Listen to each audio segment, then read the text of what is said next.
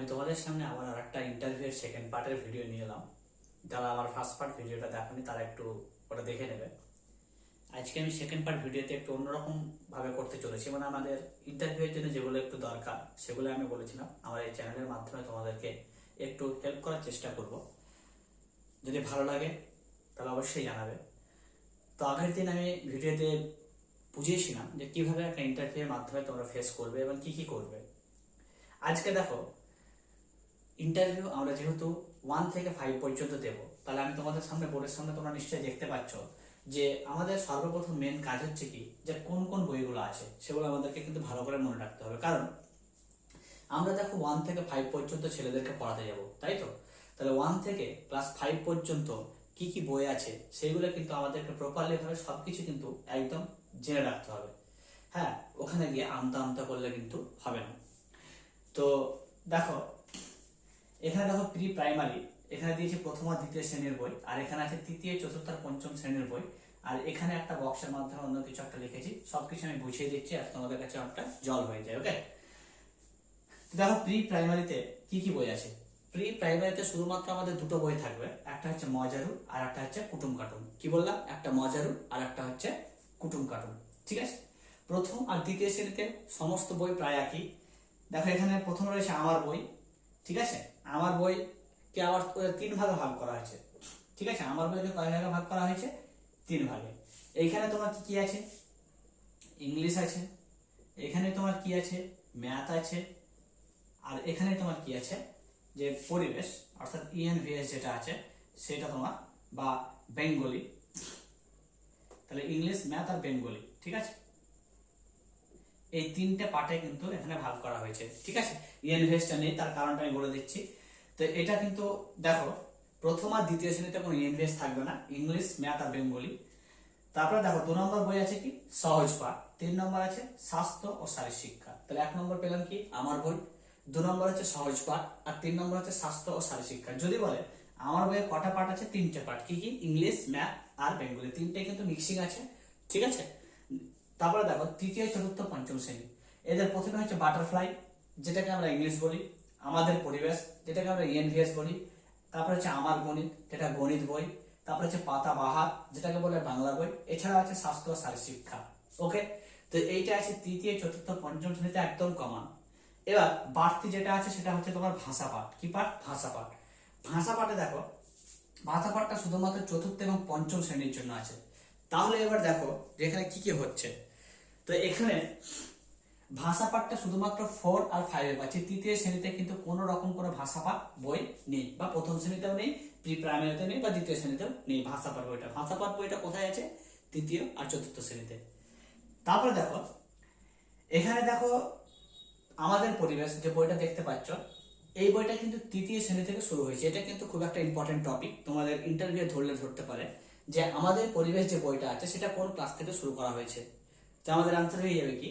তৃতীয় শ্রেণী থেকে শুরু করা হয়েছে। কারণ আমার বইটা, আমাদের পরিবেশ বইটা প্রথম আর দ্বিতীয় শ্রেণীতে কিন্তু নেই, বা প্রি প্রাইমারিতে নেই। প্রি প্রাইমারিতে অনলি দুটো বই আছে, মজারু এবং কুটুম কার্টুন, ঠিক আছে? যেমন দেখতেই পাচ্ছ তোমরা, এখানে দেখো কুটুম কার্টুন লেখা আছে, দেখতেই পাচ্ছ কুটুম কার্টুন প্রাক প্রাথমিক শ্রেণীর কর্মপত্র।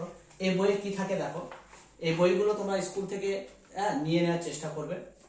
এই বইয়ে দেখো সমস্ত কিছু ছবি দিয়ে ছাত্রছাত্রীদেরকে মজার মজার বিষয়গুলো পড়ানোর ব্যবস্থা করছে। এখানে দেখো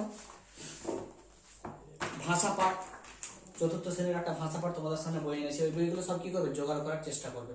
এছাড়াও দেখো বই দুটো আছে, একটা হচ্ছে তোমার জগৎবাড়ি, দেখতেই পাচ্ছ, আর একটা হচ্ছে তোমার উইংস। হ্যাঁ, এই বইগুলো কেন বার করা হয়েছিল? এই বইগুলো তোমার একটা সাবজেক্টের সঙ্গে আরেকটা সাবজেক্টকে লিঙ্কের করার জন্য ব্যবহার করা হয়েছে। তো জগৎবাড়িতে তোমার কি থাকে? জগৎবাড়িতে যে সমস্ত মানে নীতিমূলক কথাগুলো থাকে, যে বাচ্চা ছেলেদেরকে কিভাবে নীতিমূলক কথাগুলো শোনাবে, সেগুলো থাকে। তো এই বইগুলো তোমরা স্কুল থেকে সবাই জোগাড় করে নেবে, যাতে তোমাদের এই বইগুলো অনেক সুবিধা করবে, ঠিক আছে? এবার আসি আসল পয়েন্টে। দেখো এদের প্রত্যেকটা জায়গায় কিন্তু আমাদের, আমার এবং প্রত্যেকটা বইয়ের দেখো পার্টিকুলার নাম রাখা হয়েছে, দেখতেই পাচ্ছ। এখানে ইংলিশ, বা আমরা যেরকম ভাবে চিনি ইংলিশ, বেঙ্গলি, ম্যাথ, এরকম ভাবে কিন্তু বইগুলোর নাম করেনি। প্রত্যেকটা জায়গায় কোনোটাতে আমাদের লাগা আছে, কোনোটাতে আমার লাগা আছে, কোনোটা পাতা বাহার লেখা আছে, কোনোটা বাটারফ্লাই লেখা আছে, হ্যাঁ কিনা? তো এই বইগুলোর এইরকম নামকরণ কেন করা হয়েছে? এটা কিন্তু প্রাইমারি ইন্টারভিউ একটা মেন কোশ্চেন।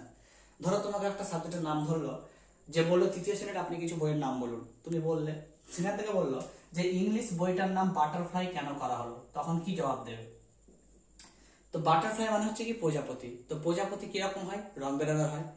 তো ওখানে অনেকগুলো রং থাকে, দেখতে ওটা কি হয়? আকর্ষণীয় হয়, তাই তো? তাহলে বাটারফ্লাই, তো বাচ্চা ছেলেরা বাটারফ্লাই বুঝতে কি বুঝবে? প্রজাপতিটাকে বুঝবে। আর প্রজাপতির মধ্যে অনেক রকম রং থাকে, সেটা তাদের কাছে কি হয়? আকৃষ্ট করে।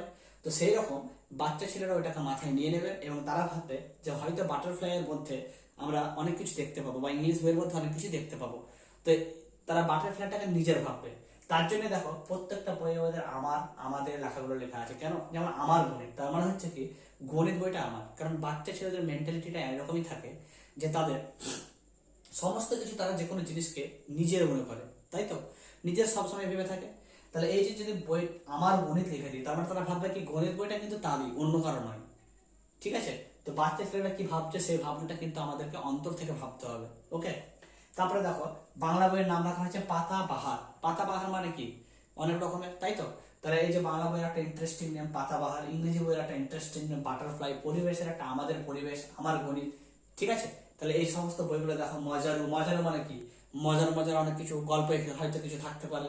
ঠিক আছে? তো এইরকম ইন্টারেস্টিং করার জন্য কিন্তু বইগুলোর নাম রাখা হয়েছে, এবং বইগুলো কিন্তু অবশ্যই দরকার। ঠিক আছে? প্রত্যেকটা ক্লাসের কোন ক্লাসে কি বই আছে সবগুলো আমাদেরকে জানতে হবে, এবং নেমগুলো কিন্তু অবশ্যই আমাদেরকে জানতে হবে। আর ভাষাপাঠ বইটা মনে রাখবে ক্লাস 4 এবং 5-এ আছে।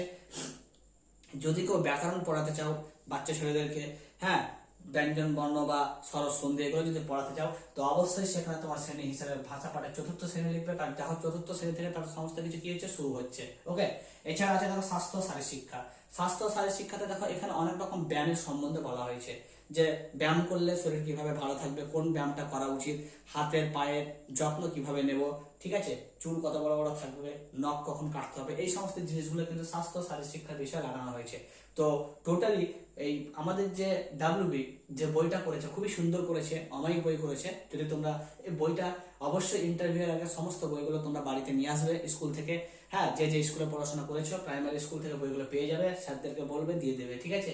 বইগুলো ভালো করে দেখবে এবং বইগুলোর নামগুলো জানবে, বইগুলো সম্পর্কে ডিটেলস বাড়িতে পড়বে। এবার এখান থেকে তোমাদের করণীয় কি?